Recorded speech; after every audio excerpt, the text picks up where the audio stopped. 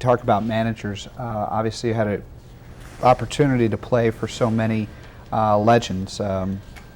Walter Alston, Leo DeRocher, and then in '64, I guess, going to the Mets, and Casey Stengel. Were some of those lessons that you learned from the managers you were able to apply maybe later in your career? Well, you eliminated one man, Charlie Dressen, who to me was the best manager I played for. He knew his team, he knew their capabilities, he knew their weaknesses, their strengths, and he ran the ball club. He knew when to get somebody upset, knew what to say to somebody to get them back on keel. And I learned a lot from Leo. I learned a lot of things from Leo not to try to do, as if I were ever going to be a manager.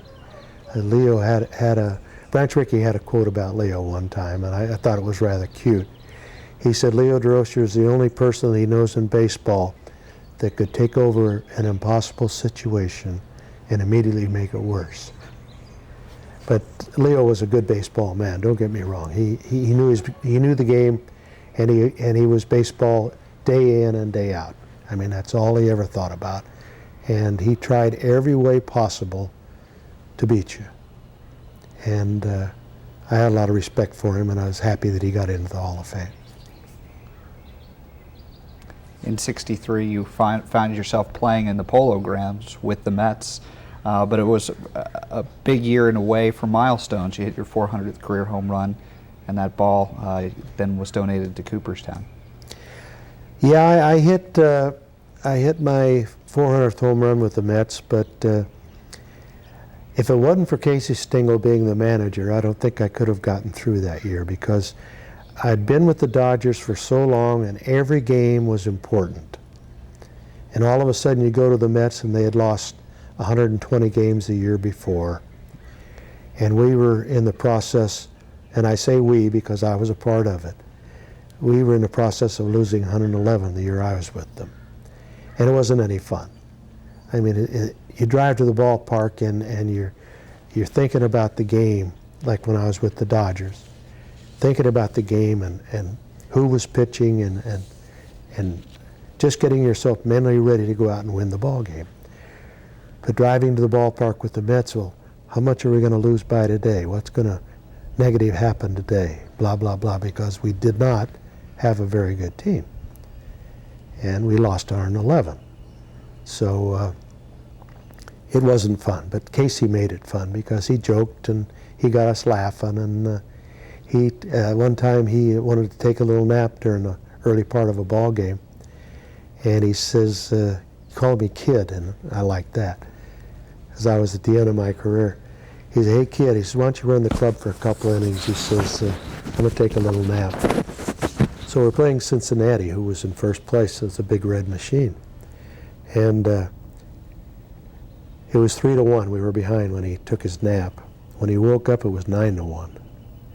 And I apologized. I said, Casey, I'm sorry, but I said, just a couple of errors. And he says, you don't have to apologize to me. He says, you look over at that Cincinnati bench, and all you see is mahogany. And he said, you look up and down our bench, and all you see is driftwood. He said, don't worry about it. And that's the way he kept you loose and kept things going for you. Did that inspire you to want to become a minor league manager? Not particularly. I really never had any thoughts about managing. And I got out of baseball and I did some scouting. I was doing some scouting work for Buzzy Bavasi with the Dodgers when I retired. And Pete Reiser had a heart attack in Spokane, and somebody had to go up there and manage that ball club, and Buzzy sent me up there. And the team was in last place when I took it over, and when the season ended, it was in last place. I didn't improve it one bit, but I learned an awful lot that year. I learned how to manage that year. I did not have a very good team. I had a couple of pretty good players. I sent Lou Johnson up to the big leagues, and when Tommy Davis broke his ankle from Spokane, and Lou Johnson helped him win a pennant in the World Series. So That was probably the biggest achievement that I had all year, being the manager of the Spokane Ball Club. But the next year, I managed in a rookie league for the Dodgers. We won the pennant because I had good players. I found then that I was a good manager if I had good players. The next year I went to Albuquerque and managed. I had good players, and we won the pennant. A few years later, I was managing for San Diego in Alexandria, Louisiana, and we won the pennant because I had all the top prospects in the organization. I had good players. So that's when I was a good manager.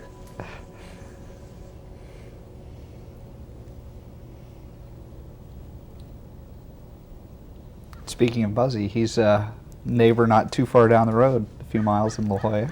Hey, Buzzy's a super baseball man. He kept our club together. He knew what he had, and he wasn't going to disrupt it. He wasn't going to let anybody get away that couldn't help us win a pennant. And he did all he could and did a wonderful job of rebuilding the ball club when it got to Los Angeles, when he was running the club there. The organization had some good players in the minor leagues, and most all of us were getting near the end of our career or had retired from the Brooklyn club. And Buzzy just, to me, he's one of the best baseball people I've been around, and friend. And Dookie stayed in the game, switching over to the radio and TV booth in Montreal. What were those years like? How's your French, and how are the Montreal fans? Well, I started broadcasting in San Diego for Buzzy. I broadcast 3 years, then managed in the minor leagues for him 1 year. And then I got out of baseball, and he recommended to John McHale, they needed a TV man in Montreal.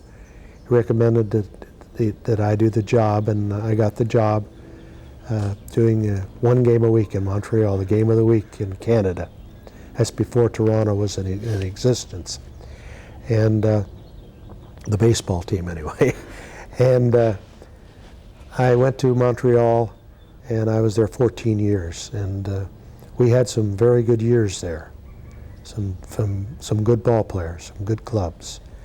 And I enjoyed it in Canada. I didn't learn the language. I had enough trouble with English, and I was the English broadcaster, so I didn't have to worry too much about French. I lived in the English-speaking neighborhood, and even the French people that lived in the neighborhood spoke their broken English to me instead of, I got to where I could say hello and what have you, but I understood more French than I could speak.